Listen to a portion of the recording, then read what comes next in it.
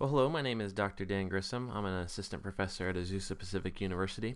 And this video tutorial is really going to be about covering pretty basic topic that all new programmers should really get familiar with pretty quickly. And this is the topic of Git repositories. Okay, so if you're not familiar with Git or something like SVN, it's essentially a way to back up your code in a way that it'll basically save it online in case your computer crashes, but it'll also do things like store history. So every time you make changes in your code and you kind of set those checkpoints, you can actually revert your code. I see this a lot with new programmers that they'll program something and they'll at least claim that they have it working, and then all of a sudden they make some changes and they can't restore their code. So it's always a really good idea to use something like Git or SVN to essentially, if you think you got your code in a good spot but you want to make it better and you want to make some big changes, then that way you can essentially save the state of your code and kind of check it in, so to speak, and then you can try to make those changes. If those changes don't end up working out, which is the case oftentimes when you're writing a program, if those changes don't work out, then you can actually restore your code. Okay, so there's quite a few options for how to do this. One of the most, so there's Git and SVN. I'm not really going to go into the differences between them. For us as beginners, there's they pretty much do the same thing. Okay, we're going to use Git just because there's a few really nice options out there for free. They're pretty popular, but again, you could use SVN as well, and that would be just fine. So let's get started. One of the most popular Git repository websites is GitHub. Okay, so if you just Google GitHub, you're going to see a website. A lot of people use this. It's a great way to essentially keep track of your code. The only problem with GitHub, and the reason why it's really just not appropriate for what we're doing in classes and in an academic setting, is none of the basically, if we store our code on GitHub, it's completely public, so anyone can search your code. So for instance, if you're doing this for a class project, you put your you save your code in your GitHub repository, and your classmates could actually search for that code and find it. Okay, so it's really just not appropriate in this environment. So this is the reason, and GitHub is really good. I highly recommend it if you're doing a project where your code's not sensitive. It's a public project. It's a really great repository. They have a really nice desktop application for Mac and Windows. Really easy to use, and I would recommend that above a lot of the other stuff I've seen. But we actually need a private repository. You can see here I have public repositories. We need a private repository. So we're going to use a different system, and kind of a different system that has also a nice GUI that goes with it that we can use in either Mac or Windows, or kind of the so those are the main requirements. Is we want to keep our code private, and we want it to have a GUI interface, an actual program that we can use on either Windows or Mac. Okay, so again, I'm using a Windows 10, brand new copy of Windows 10 on this specific video tutorial, but again, the program I'm going to use, there is a Mac version as well. So everything we're doing should be more or less the same, other than installing the program. So the program that we're actually going to use, or the Git repository that we're actually going to use, is called not Git, but Bitbucket. Okay, so if you just Google Bitbucket, you'll find their website, and you'll notice here, free for small teams plus unlimited private repositories. Okay, so 5 users or less, you basically can use it for free, which is us. So go ahead and just kind of walk you through this process. So at the top, you can just hit get started, and so you just create your username and put all your information in. So I'm just gonna kind of create a username here.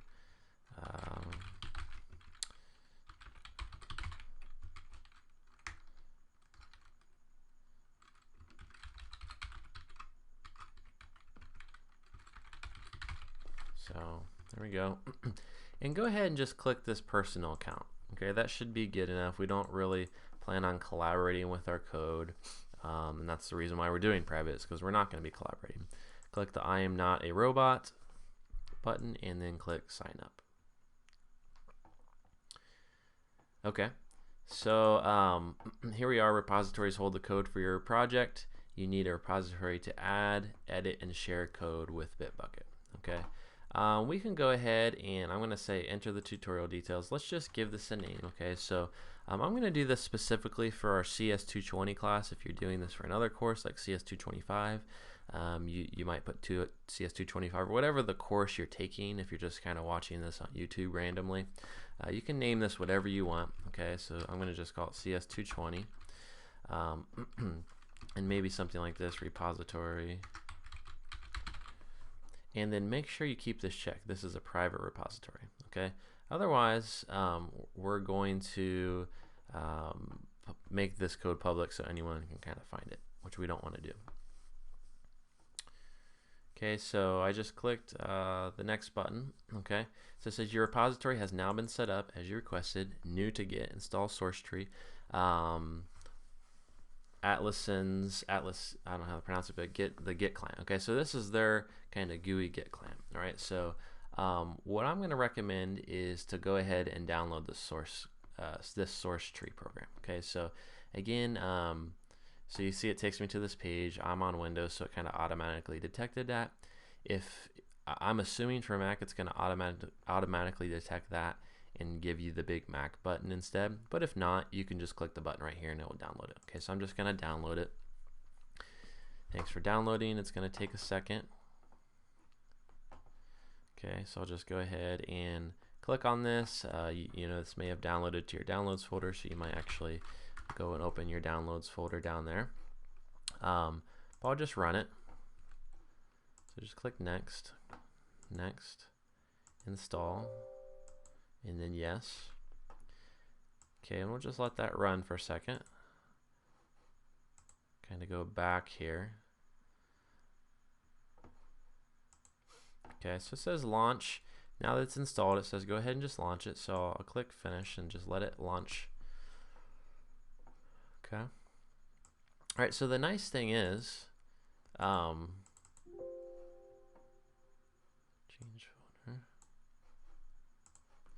What I can do now is I can actually, I think this is from an older one. I'll just go ahead and delete that. That's from an earlier example in there. But you'll notice it actually has this clone website. Okay, so go ahead and clone your repository. So essentially what's happening here is it has a version of my code that it's storing online. Okay, and this is a particular web address that I have. Okay, so I'm going to copy this for now, but I'm just going to click done too, and we'll kind of show you another way to do this. So if we kind of click through it, it's going to take us to this kind of generic overall page. It'll show me the name of my repository right here. If I click clone, okay, you'll notice this is really nice. If you have their source tree, it'll kind of give you this website again. But if I have my program, I can literally just click clone in SourceTree. Okay, so I'm going to click. It's going to kind of ask me, hey, is it okay if the web browser interacts with the program on your computer? I'll go ahead and just click launch application. Okay, it kind of brings up some stuff here. Brings up a few. It brings up a pop-up. Okay. And essentially what it's doing here is it's saying, hey, look, I'm storing all your code online. Essentially right now we don't have anything in there, right? We just kind of created what's called a blank, an empty repository. But what it wants to know is where do I want to sync the code that's in your online repository to your local machine? Okay, so right now you can see it just kind of picks a folder and documents. If you were with me on the earlier video, you remember that we created a folder in my C drive called code repository. So I'm just gonna go in there. I have a bunch of stuff in there. Okay, so I'm gonna create it in here. Okay, it's kind of asking me CS220 repository.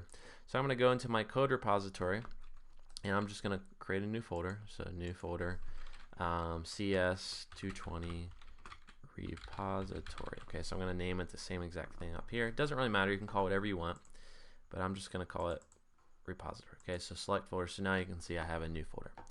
All right, everything else is fine. So I'm just going to click clone now. And essentially what it's doing is it's actually downloading all the code in my online repository. Okay, it's downloading all that stuff and actually putting it on my computer. Okay, so if I now go into my PC, this PC, go into C drive, code repository, I can go into this repository I just created. And you can see there's some stuff in here, right? There's a README that I can open up, maybe in Notepad or WordPad or Notepad++ if I have it. Just kind of has some basic stuff in there that's not really too relevant to us at this point. Okay. All right. So what I want to do now is I want to actually put something in here. Okay. I actually want to add my code to it. Okay. So if you're in 220 or 225 at APU, at this point, what you should do is log on to Sakai. Okay, so I'm just going to kind of minimize this stuff for now. I'll keep this one open. Go ahead and log into Sakai and then click on your CS220 tab or 225 if you're in that class. Go ahead and click on Resources and then click on this CS220 templates.zip. Okay, so I'm going to download this file. And then again, I'll just open up my downloads folder or wherever you happen to be saving your files. So you can see I kind of have I actually already had downloaded it, but I have a CS220 templates. All right, so what I'm going to do now is I'm basically going to I am going to so on the right I have my downloads folder. Okay, I have a separate zip program installed called 7-zip. But if you don't have anything special, if you double click it, it'll basically bring up and it'll show you what's in this file. Okay, or just to kind of show you exactly what you would get when you double click it, you can right click on it on your file, your zip file, and then just click let's see, open with Windows Explorer. Okay, and it's going to kind of allow you to see what's inside. Okay, so if I open it up, I have another folder called CS220 templates, and inside that is essentially all the templates for my labs 1 through 11 and basically all my labs and all my projects. So you can see there are, for instance, an empty book problems file that we have in there, which kind of gives, you'll just replace your first name, last name, and then you'll put all the answers for your book problems. There are some skeleton templates, right? So for lab 1, problem 1, you're gonna kind of rename all the header stuff, put your name down here, then you'll write your code down here. Okay, and the same is true for lab 2. Okay, so I try and give you guys skeleton files for each of these that will work really nicely with the auto grading system. Okay, all right, so this is what's in here. Okay, so I have all these labs and projects. So what I'm gonna do is I'm just gonna highlight them. I'm going to drag them all over here. Okay, so what this is doing is it's extracting all this information from that zip file, and it's just basically making copies of that information in my CS220 repository. Okay, so now I have a bunch of stuff in here that I may not need. I'll need lab 1 and project 1 right away, but the rest of the stuff is the skeleton files that I'll use eventually later on in the semester. Okay, so now let's go back to SourceTree, and what you'll notice is if I click on this working copy now, what you'll notice is it actually has a bunch of stuff under unstaged files down here. Okay, so all these programs have a little bit of a different terminology. Not a big fan of this terminology, but right here it says staged files and unstaged. Okay, essentially what that means is if my file is in this staged area, that means that it's up to date. The version I have on my computer is more or less the same that's on the server, my repository. If it's under this unstaged section, that means essentially that, hey, this is either a brand new file that you've never checked in to save, or you've made some changes to it. Okay, so you can see if I actually click on this file over here, for instance, let me see if I can get my lab 1s. So you can see it literally adds all those files I did. If I scroll, here's lab 1, so you can actually see exactly what's in there. Okay, right now it's all just kind of black and white because everything's brand new. So what I want to do is I want to click this button right there, and it essentially is adding everything. Okay, so I'm going to do that one more time so you can see it. Before I do this, I'm going to run back to my website. Okay, so my Bitbucket. So again, this is the internet, right? This is looking at some server that has my code, and I click on source, and you'll see that it just has a few things in there. Okay, it just kind of has this readme text, and if you recall, if I click on my repository, this is these 4 files that it kind of automatically added in there. Okay, we don't actually really need this stuff, so I'll probably delete it in just a second. But just to show you, this is what's in there for now. Okay, I'll actually go ahead and delete those. Let me see what's in this one, sample. Okay, it's nothing really. It's just kind of a file that's being saved. Okay, so I'll go ahead and I'll delete these just because it'll show you really nicely what's going on here. Okay, I'll minimize this. All right, so now I'm going to go back here, and you'll see it actually changed the icons here. Right, so it added these 4 files that I just deleted. So again, this should do this more or less automatically. Just click on this working copy icon right here. So it shows you that, hey, these 4 files were removed since the last, check-in that's in your repository. And this stuff right here, it's a question mark. It basically doesn't, it's saying I've never seen this stuff before. So again, so now click this, and it'll basically stage all these files. Okay, so you'll notice that most of them have the plus icon because they're brand new. A few of them have the minus because I just deleted these on my own file system. Okay, so now that I have this stuff in here, I am going to essentially put this out to my server. Okay, so I can simply just click commit. Okay, and it's going to actually ask me for some changes. Actually, I think I'm going to run into a problem here. Let's just give it a try. I think I'm going to have a problem with my username for a second here, but it's gonna basically going to require me to write a description for what changes I just made. Okay, so I'm going to go ahead and say initial check-in of skeleton files for all labs and projects. Okay, so that should be good. So I'll just commit it, and I think it's going to give me an issue here. Okay, so I think what we can do is the first time we kind of got to tell it who we are. If we click on settings and then click on, so just so you see that one more time, just click on settings up here and then click on advanced. Okay, so this is under our repository settings. Go ahead and uncheck this. It basically doesn't know who I am. So you can give it your name. It's not so important right here, but the main thing you want to do is give it the email address that you registered with Bitbucket. Okay, so I registered with my APU email address. So put whatever you happen to put in there when you registered earlier on in the tutorial. Okay, just click OK, and hopefully, let's see if we can do this again. Okay, so so that worked. Okay, so that actually, now if we click on this again,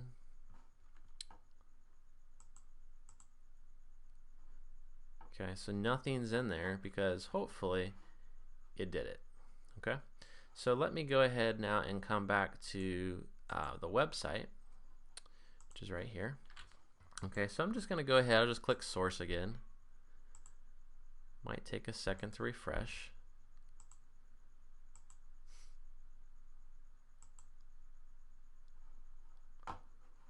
Just give it a second.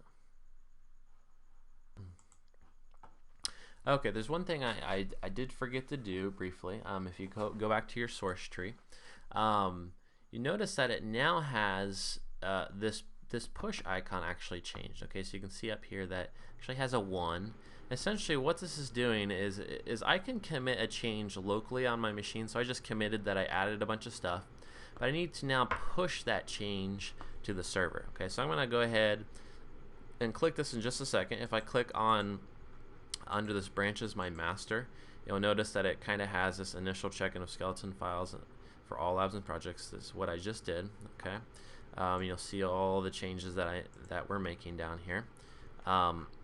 So go ahead and just click push. Okay, so okay.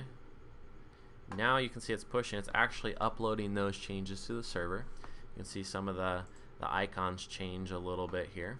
Okay, so now hopefully we should be able to come back,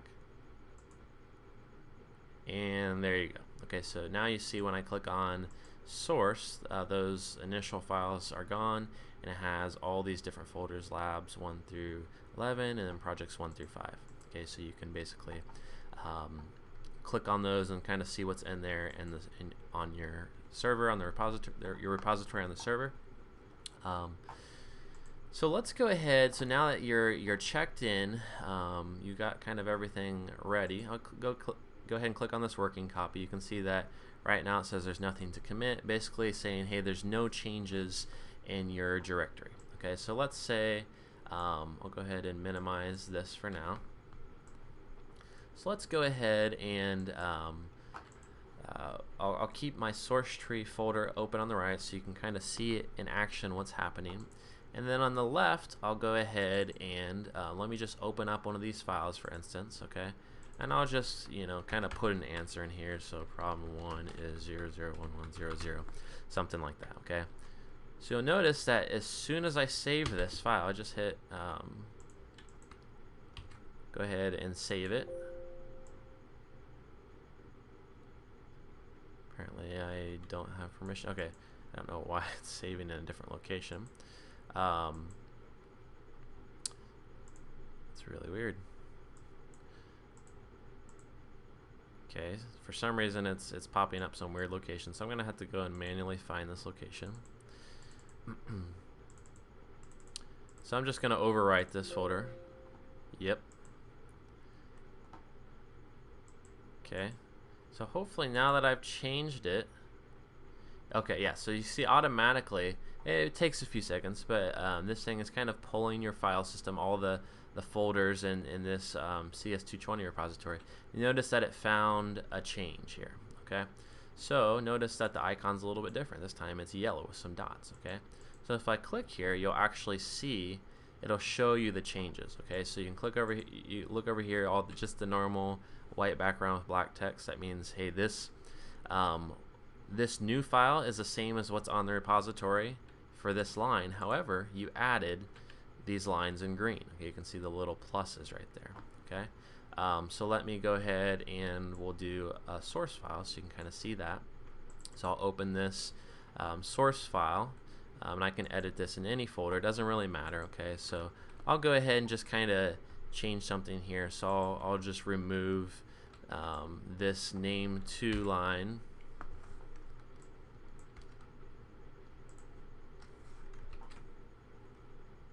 Let's see. Okay, I'm sorry. I just realized I was in the wrong. I'm actually in my compressed zip folder here still. So I'm gonna shut that and make sure I'm over in my normal code, which is why I was having a little bit of trouble saving it earlier. Okay. So normally, right, if I come in here, I can add a bunch of stuff and just hit Control S and save it. Okay. And you'll notice this will probably refresh in just a second to show my newest changes. If I click on it, there you go. Okay, so now I'm going to go ahead and just open one of these files, and I will go ahead and delete the second name and then change maybe this to Dan Grissom. I'll put the date right here, so I'll put 9/15/2015 in there, and this file contains this is my really amazing comments that explain this lab. Okay, so whatever you're gonna put in there to really customize this, I could come down here and change my name as well. Okay, so I'll go ahead and again I'll save it so you can kind of see this happen. So I'll click save, and then hopefully I'll wait just a second over here. Okay, so you can see this file popped up. And now we can see really nicely what the changes are. Okay, so you can see that it essentially says, hey, this red line, that was what you had before, and now you have the green line. Okay, right here, I had all these red lines, but I replaced them with this green section. Right, I kind of changed this one a little bit, and the same down here. Okay, so it's really nice. You can clearly see what changes you made. So I really encourage you. Again, this is one client that we'll use in this particular class. All of them are pretty similar, have a little bit different interface. But now that I have this stuff here, all right, so I'm going to, if we go back to our file system, again, we can go to lab 1. I can actually click and look at this on the server. So if I click on it, it'll kind of show me what's in there, right? So I'll go ahead to my lab 1. Okay, I'll minimize it. So again, this is what's on the server. This is what is saved online. You can see it's been updated 7 minutes ago. So I am going to now stage these files. Okay, so they're staged. I'm just going to go ahead and push it. I know that this is what I want to do, so I'll hit OK. And did we do it?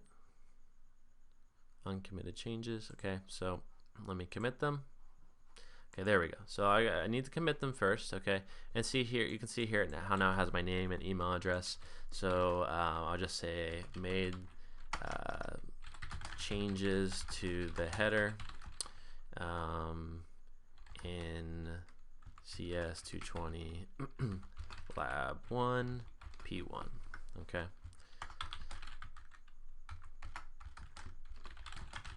Right, so whatever you want to put here, I highly recommend using this. Okay, so this is how you can easily say, hey, because you're going to have a lot of changes that you've made and that perhaps you've committed and saved.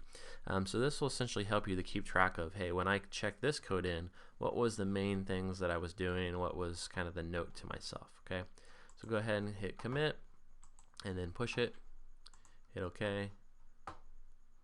It's going to go ahead and push it live. Okay. So now, again, we can come here.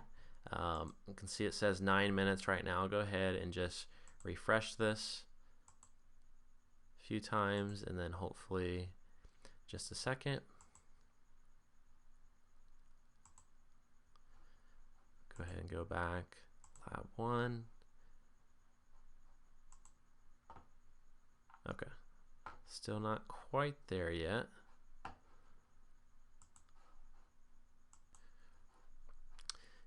Okay, we'll try it one more time, and there we go, a minute ago. Okay, so just keep that in mind. I mean, you're not usually going to be looking at it online like this. Usually, you know, you'll check it in, you'll trust that it'll get there. It may take a few minutes to show up online, but again, I'm really just doing these steps, kind of running it in the source tree and having the online stuff open just to really show you that, hey, this really is being saved online. Your changes are being saved. Okay. So again, you can look at your commits up here. It'll kind of show you in a history, right? So made changes to the header. All this stuff is in your source tree program as well. Okay. Okay, and with that, I'm gonna bring this specific tutorial video to an end. I'm gonna have one more after this that's essentially going to show you how to specifically for our CS220 class, how to package up, basically how to create a project using the skeleton files and how to kind of package it up and then submit it to the Mimir platform. So look forward to that in the next video, but for this video, yeah, thanks for watching.